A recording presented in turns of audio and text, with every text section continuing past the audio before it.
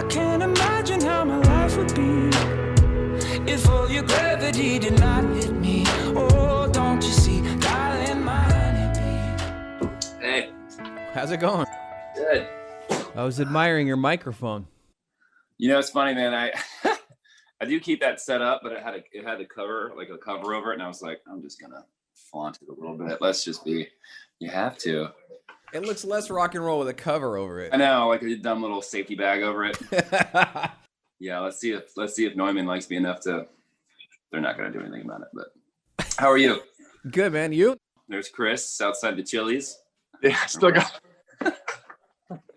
Your background looks suspect. That was my last. Meeting. Sorry. My bad. Oh, yep. Teleported back home. Chili's was way better. Thanks for jumping on, you guys. Yeah, thanks for doing this. Yeah. And you guys are in Washington right now, right? Or Chris is.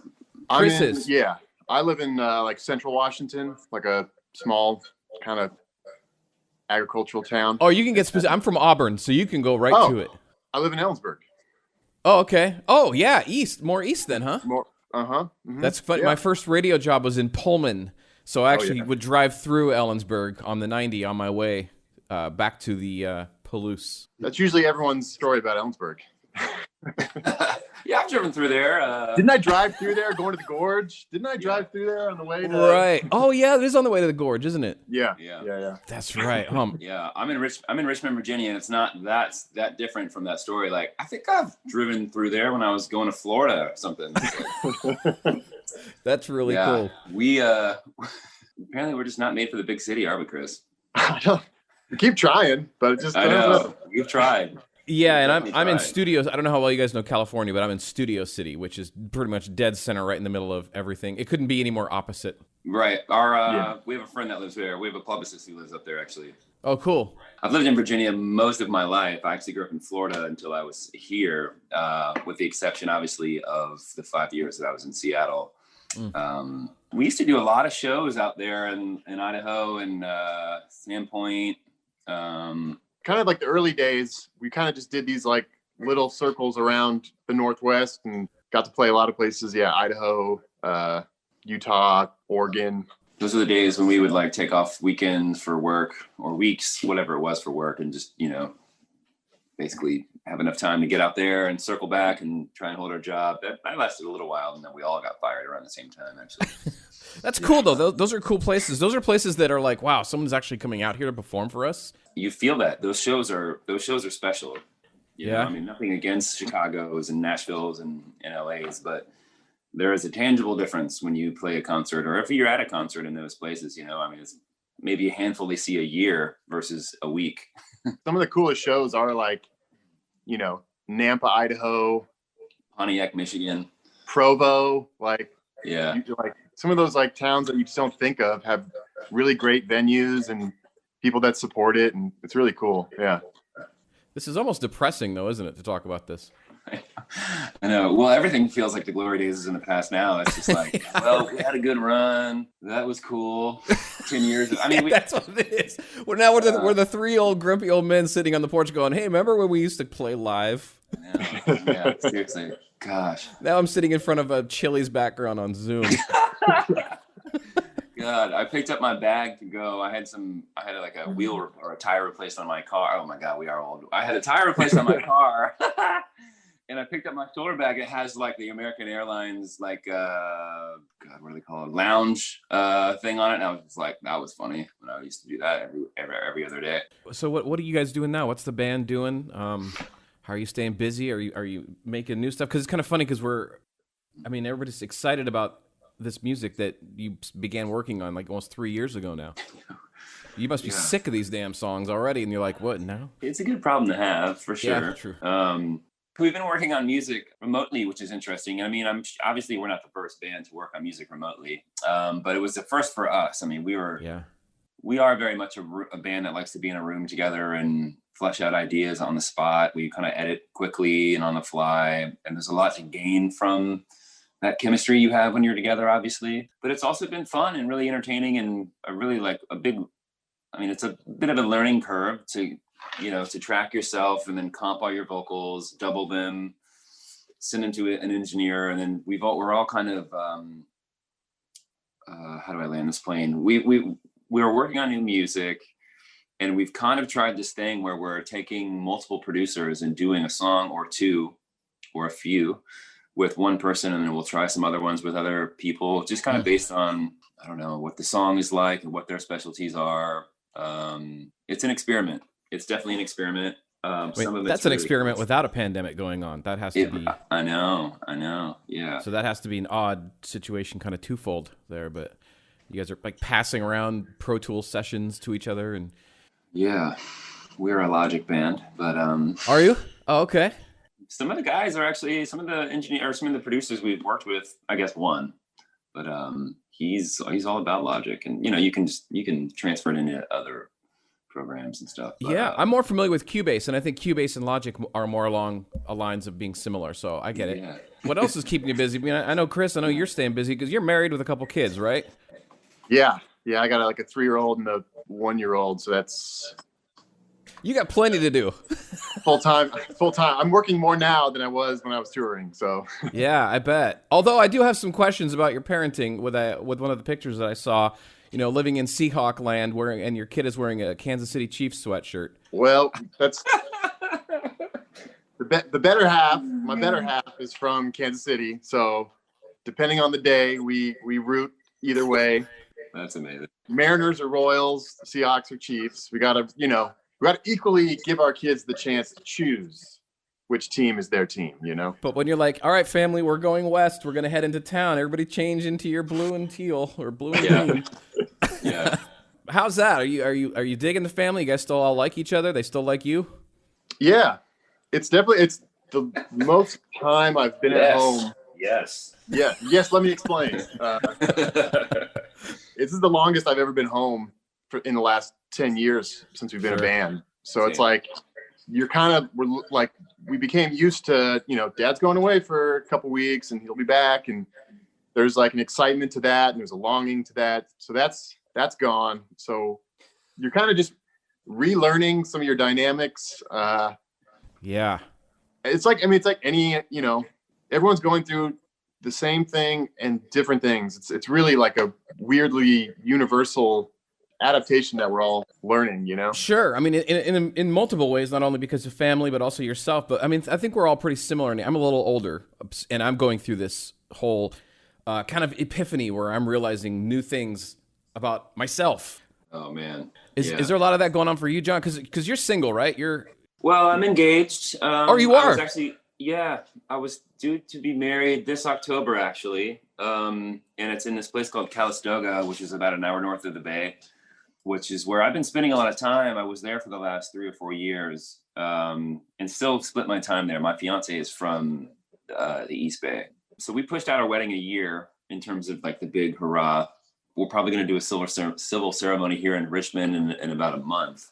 Richmond, Virginia is where I am now and have been.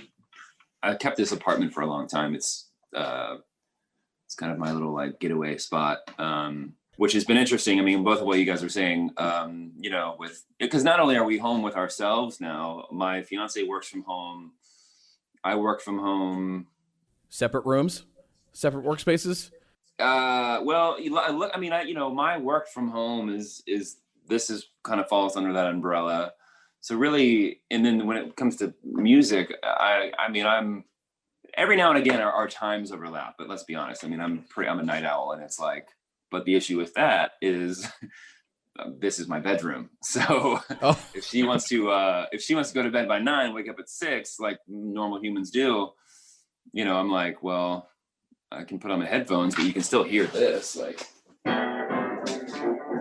So it's, yeah, and it normally sounds a little nicer than that, but not by much. So she loves that, and but there's a lot of upsides, obviously. Being a night owl is a tough one for sure, but that is the most creative time, isn't it? You feel like you get more done, less distractions, and it's interesting. I mean, when I'm by myself, yes. When I'm with the band or other people, it really is pretty smart to try and keep it to coffee hours. You know, if I have to like track some vocals, or if we're gonna like flesh out some ideas and work on a song, history has proven, at least with this band, that the ideas come faster, the fights end quicker, and you just cruise through these ideas and you get things done when you work from like noon to 7 versus 10 to 4 in the morning, you know?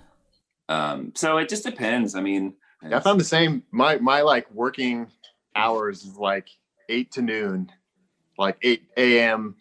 And that's when I find like I really am most productive. I'm like, have the freshest ears, the freshest, like, that's true. The times where I try to like get into that, like stay up late and like get vibey, I like usually listen back the next morning and it's like such trash. I know, but it's so fun. But it's fun. It's a lot more fun. But that does make sense. So how are you getting that creative that early in the morning? Or what are you drinking? Are you drinking coffee in the morning, energy drinks? What are you? A lot of coffee. A lot of coffee. And 2 kids. Yeah. Yeah, a lot of coffee. I don't know. I like, it's funny too. Like when I track stuff, I always like, because I'm just like up in this like mother-in-law by myself. Even when I'm like literally recording, I'll have like NPR in the background just so it's not like me alone in a room, which is like, right. I'll always have like, because that's the one thing like you were saying, John, like you're just so used to like when you're making music, creating, having like bouncing ideas, being around people. So you got to find ways to like make it feel like you're not alone in a room. Yeah. So many mixes have been coming back, and we've been working on this new music when it's almost nice to have like a silent period of like, I've just been making fires in my backyard and discovering how I actually still enjoy Lakers games even when they're on the radio, which is killer. The play-by-play is on point, and you can really see it. It's great. Yeah. Yeah, I don't know. I was never really that into basketball, and my fiance used to play basketball, and it's just much more sporty than I am in general. And so once I started getting like the analytical side of it, I was like, this is incredible. And then, you know, I started watching the way different teams, the different strategy and the different flow, and like the way they build a team around a player, or more so just a full team. I know this isn't a sports show, so I won't land here for too long, but no, I get it. When you break it down analytical like that, it becomes a whole different experience. Yeah, I mean, I grew up skateboarding and I grew up, you know, playing music, and so things that were never really like team or sport oriented and now I'm 35, and now I love it. It's funny now. I tried watching football and I'm like, God, this is such a slow pace. What's going on here, guys? It's terrible. I watch a lot of soccer, and it is when you break it down and look at like when even the little things like when they pass it backwards and then back over here, over here. It's like, why didn't you pass from that guy to that guy? It becomes really interesting, almost just chess, doesn't it? Right. Yeah. I completely understand how sports can be many things for many people, but with everything in the news every single day, sports game is really nice now. It's a nice distraction. It is. I don't want to keep you guys too long. This album, though, is it's such a trip. And I think for a lot of people are going to be hearing it. You know, this is going to be their introduction to you is this album, which is like your 4th album, right? 3rd or 4th? 4th album, yeah. You like it? You dig it? You feel proud of it still after this long? I do. I'm as a songwriter, as like in this band, kind of the primary songwriter, I'm probably the quickest one to immediately start thinking about what's next. I'm just one of those people, I guess. But I love what we did with the record. I love the dynamic of the whole album. I mean, we wrote half of it in Joshua Tree. A lot of the car riding songs I feel like were written in Joshua Tree. Running Through Hell, Living Mirage. Yeah, and there's some songs. I'd done some work in Haiti through a nonprofit called Artists for Peace and Justice down there with Jackson Brown and Jonathan Wilson and Jenny Lewis, among many others. And so that was the song called Saving Grace. And I found out we're actually written in Haiti, and I have very different versions of those songs on that album. It's called Let the Rhythm Lead through Artists for Peace and Justice, and Jackson Brown kind of heads it. But taking that back to the band, and we kind of made it our own. There's just we pull from many directions, I think, on this album. On yes, Mirage. Big time. I think that. I mean, even and I'll be honest, it's my introduction to you guys as well. Yeah, that's totally fair. I mean, as a first time listener, it's there's so many different styles on it, and there's so many styles within one song, and that's what's so cool about it. It's confusingly interactive. I think my favorite one though is Sun is Rising. Oh yeah. I love that song. It's funny. That's actually an older song that we never quite figured out how to do it. And the guy we work with, Jeff Sauce, now at Warner Brothers, he's our A&R guy. He's one of the most interesting individuals you'll meet. And he's genuine. I think he really gives a shit about what he does. He's a great guy, and he wouldn't let go of that song. He would not let us let go of that song. And it's just funny. Sometimes it takes that guy in your crew to dust off a 9-year-old song. And we were working with these producers, Tyler Johnson and Alex Salibian, engineer Ryan Nashi. He's got a tough one, kind of like Chris's last name.